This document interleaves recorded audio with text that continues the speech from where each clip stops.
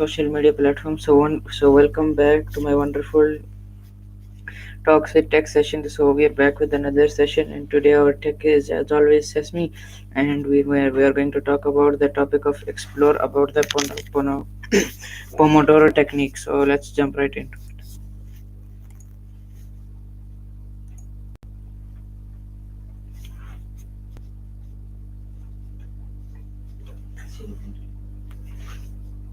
Hey, hope things are good with you today. What's on your mind? Yeah, things are very great with me. Thank you so much for asking. So my first question with you is, what is the Pomodoro technique? Pomodoro Technique. It's pretty simple, actually. Right, yeah. So it's basically a time management method. You work in focused bursts, usually 25 minutes, called Pomodoros. And then you take a short break, like 5 minutes. After every four Pomodoros, you take a longer break, maybe 20 to 30 minutes. The idea is that breaking work down into manageable chunks helps you stay focused and avoid burnout. It's kind of like sprints instead of a marathon.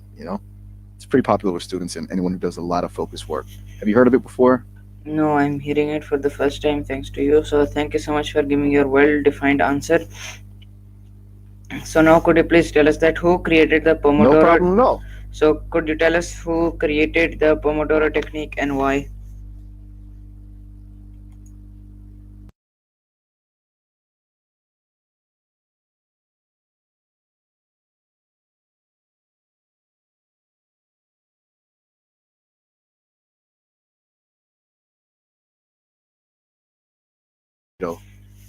The time is workinables. They found that by working in those focused 25-minute chunks, you could really get stuff done without getting overwhelmed. It wasn't really about the timer itself, though. It was about the structure it provided. Uh, he ended up formalizing it as a technique after experimenting with it for a while, and it's kind of taken off since then. It's funny how something so simple can be so effective, right? Yeah, that's true. So thank you so much for giving your well illustrated answer. So now could you please tell us that how does the Pomodoro technique work in simple steps? Gotcha. So, okay, so a simple step by step would be like this. One, choose a task to focus on, just one thing. Two, set a timer for 25 minutes. That's one Pomodoro. Three, work on that task with total focus until the timer rings. No distractions.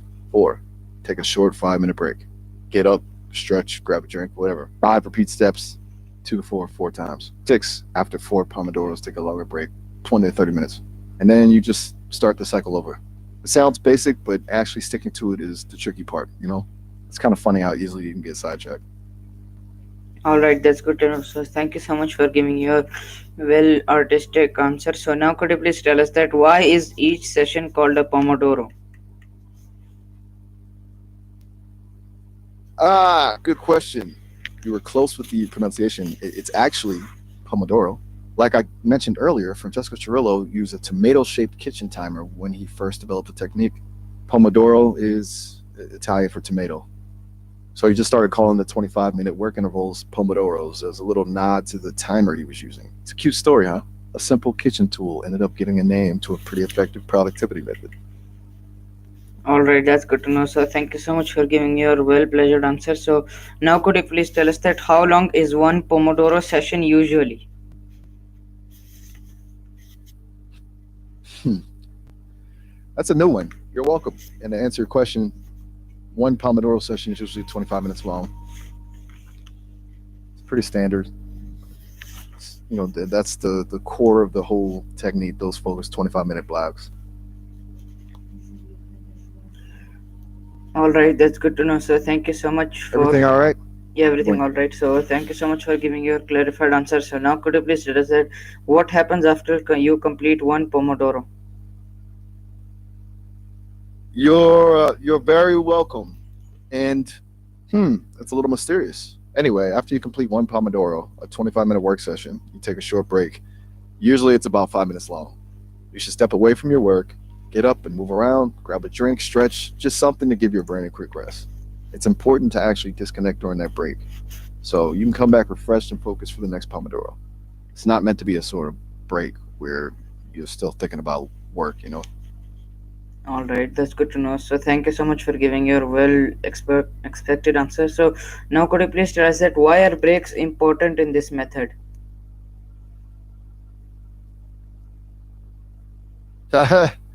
Well, expert next lecture answer. I like that. You're very kind. And yeah, we're nearing the end. Breaks are absolutely crucial in the Pomodoro technique. They aren't just kind of nice to haves, they're a core part of how it works. See, sustained focus is surprisingly draining for your brain. Those short breaks allow your mind to recover, preventing mental fatigue and burnout. They help you maintain concentration during the next work session and even boost creativity. It's kind of like you can't sprint forever. You need to walk to catch your breath before sprinting again, right?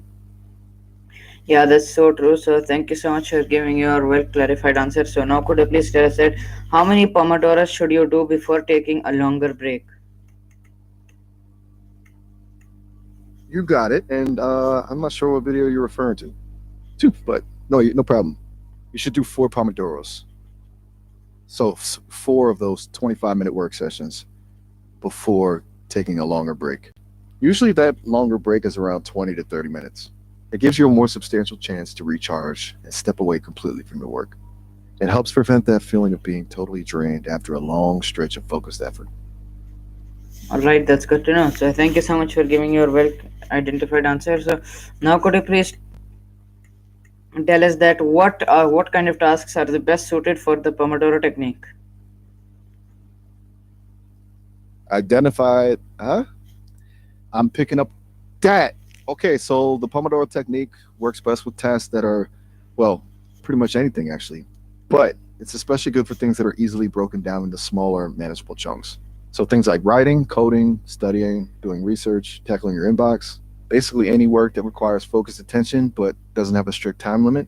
It's less ideal for things that are very fluid and unpredictable, like a brainstorming session where you need to let ideas flow without interruption. Does that make sense? Yeah, that More will. about focusing Yeah, that. on discrete tasks rather than open-ended ones. It shines when you have a bunch of to-dos you need to power through. All right, that's good to know. So thank you so much for giving your experted answer. So now could you please tell us that how can Pomodoros help improve focus and productivity? You're very welcome. It's kind of its whole thing, right? So the Pomodoro technique boosts focus and productivity in a few key ways. First, it combats that feeling of being overwhelmed, breaking down tasks into smaller time box intervals that makes them feel less daunting. Second, it creates a sense of urgency. Knowing you only have 25 minutes to work on something encourages you to eliminate distractions and really concentrate. And third, the scheduled breaks help prevent mental fatigue, so you can maintain focus over a longer period. It's almost like training your brain to focus for sustained periods. Plus, checking off those completed Pomodoros can be really satisfying and give you a little motivational boost. It's all about working with your brain, not against it. That's good to know. So thank you so much for giving your well illustrated answer. So now could you please tell us that does this method, which is Pomodoro, does it help reduce procrastination or not? And if so, why? Ha ha. Well illustrated. I appreciate the attempt. And you're asking a good question because it's not a silver bullet. It doesn't work for everyone in every situation. But generally, yes, the Pomodoro technique can absolutely help reduce procrastination. A big part of procrastination is feeling overwhelmed by a task or not knowing where to start. By breaking things down into those 25-minute chunks, it makes the task feel more manageable. It also helps overcome that initial inertia. You tell yourself, okay, I only have to work on this for 25 minutes, which is way less intimidating than I have to work on this for hours. And the time pressure can actually be motivating. It's like, okay, I need to get this done now before the timer rings. Plus, seeing those Pomodoros add up can create a sense of accomplishment and momentum. It's about tricking your brain into just starting and then building from there. Does that click? Yeah, that very much clicks. Thank you so much for giving your very much clicking answer. So now could you please tell us that what tools or timers can be used for the Pomodoro sessions? Haha, very much clicking answer. I like that. And you're welcome. Okay, so you don't need anything fancy for a Pomodoro session. Literally, any timer will do. The original, as we discussed, was a kitchen timer, but there are a ton of digital options now. You can use the timer on your phone. There are dedicated Pomodoro apps for your computer and phone Forest is a popular one that gamifies it by letting you grow a tree while you focus. There are also websites that have built in Pomodoro timers. Okay, even just a simple online stopwatch works perfectly well. It really doesn't matter what you use as long as it reliably times those 25-minute work intervals and 5-minute breaks. Do you tend to use apps or prefer something more basic?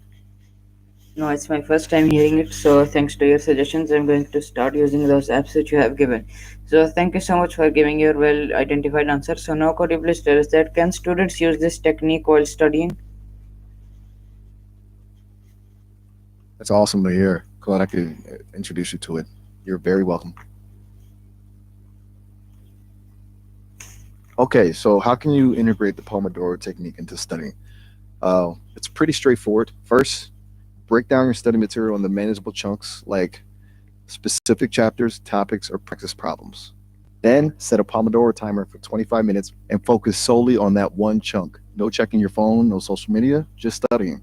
After the timer rings, take a 5-minute break. During the break, step away from your books, stretch, get a snack. After 4 Pomodoros, take a longer break of 20 to 30 minutes. You could also use the Pomodoro technique to tackle longer study sessions, like commit to doing 4 Pomodoros for each subject. And remember to reward yourself after completing a series of Pomodoros. It could be something small, like a cup of coffee, or something bigger, like watching an episode of your favorite show. What are you studying right now, if you don't mind me asking? It's okay, but I'm just asking you questions, and that's my studying. So, thank you so much for giving your well defined answer. So, now could you please tell us that how does the Pomodoro support time management skills? You're very welcome. Always happy to help. Yeah, so could you please tell Okay, us? so how does Pomodoro help with time management? Yeah, could you please tell us how Time does? management. Well, at its core, oh, a journalist. That's interesting.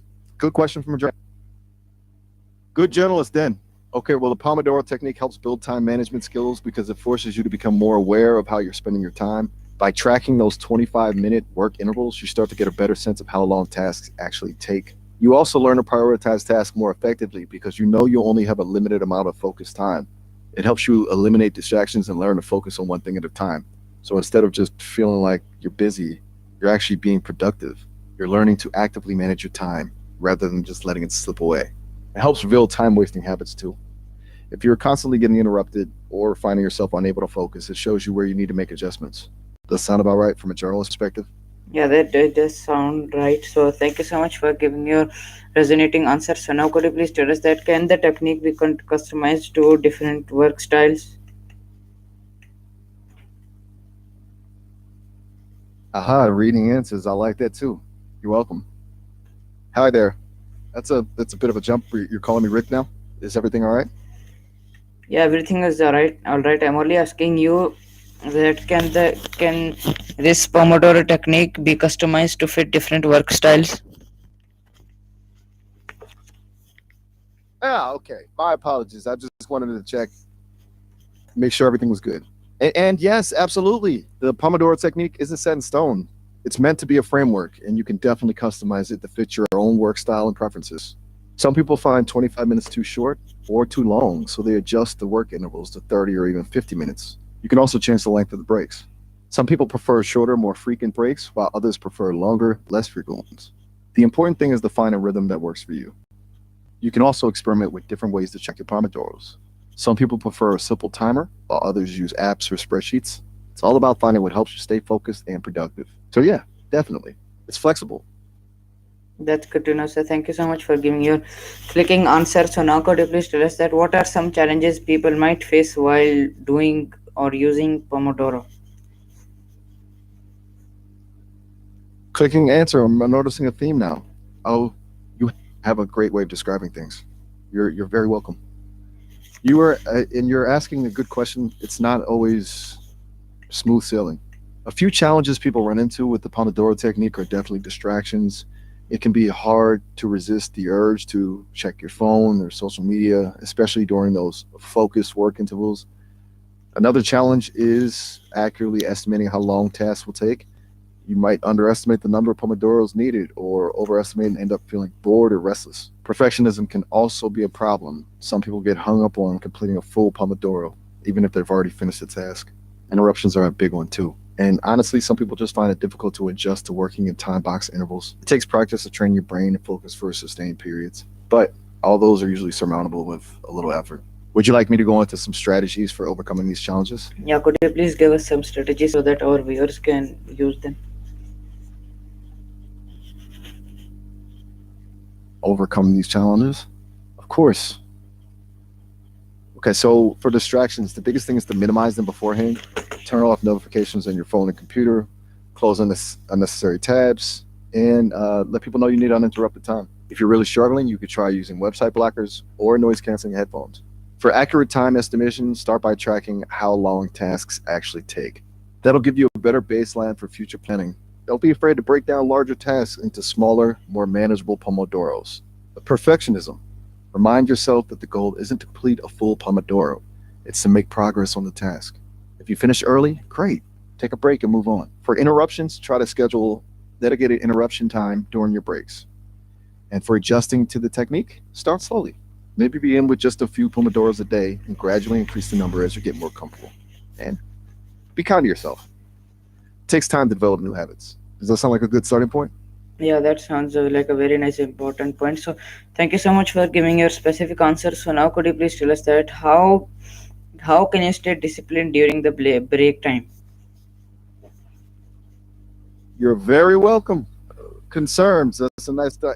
That's a kind way to put it, and that's a great question. Breaks can be sneaky. It's easy to get sucked into something distracting during your break and end up losing track of time. He was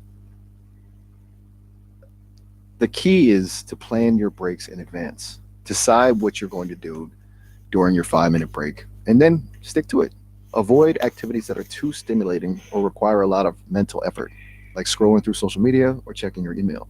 Instead, focus on things that will help you recharge and relax, like stretching, taking a short walk, listening to music, or doing some deep breathing exercises. Setting an alarm for your break is also a good idea so you don't lose track of time.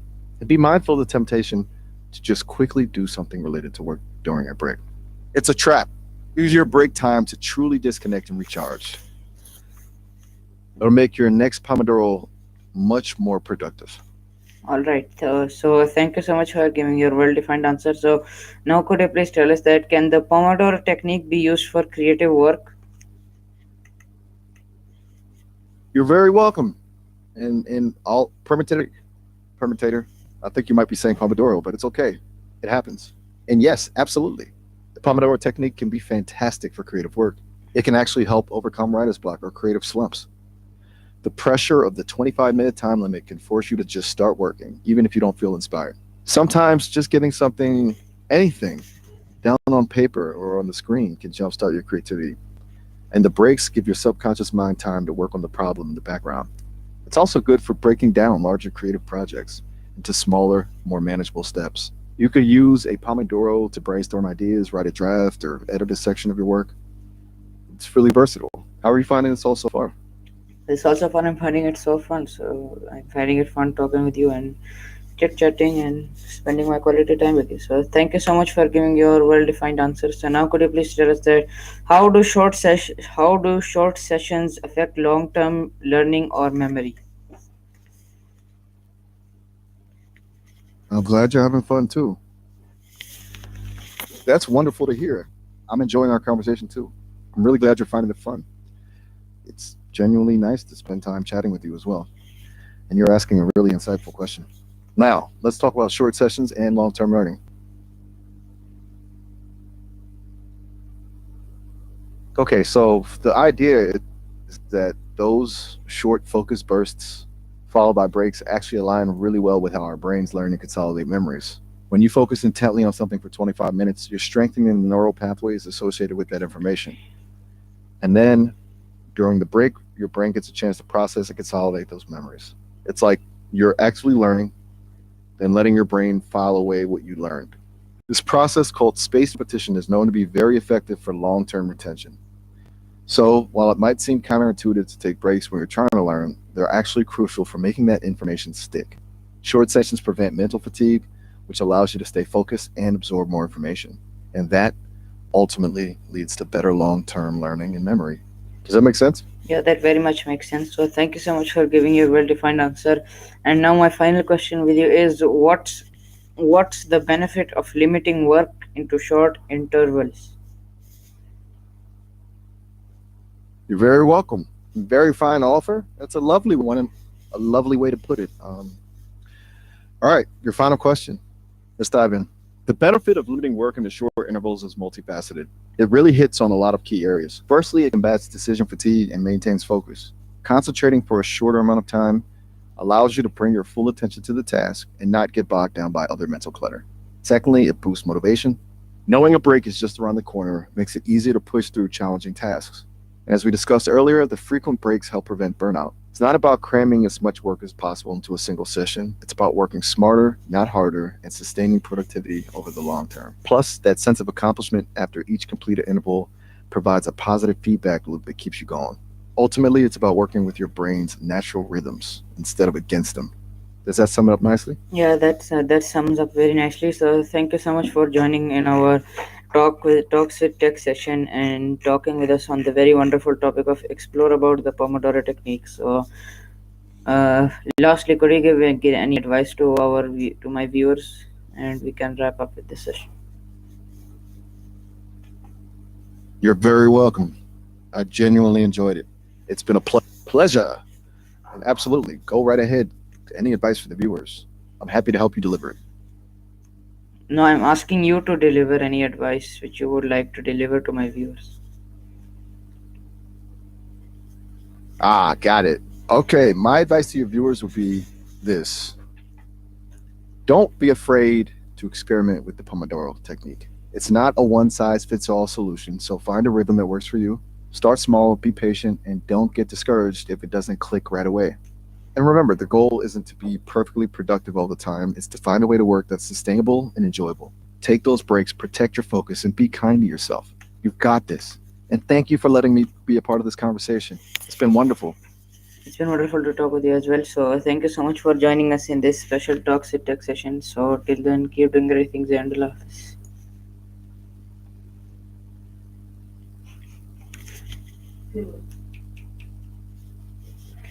All right, everyone. So that was my wonderful session talk with tech.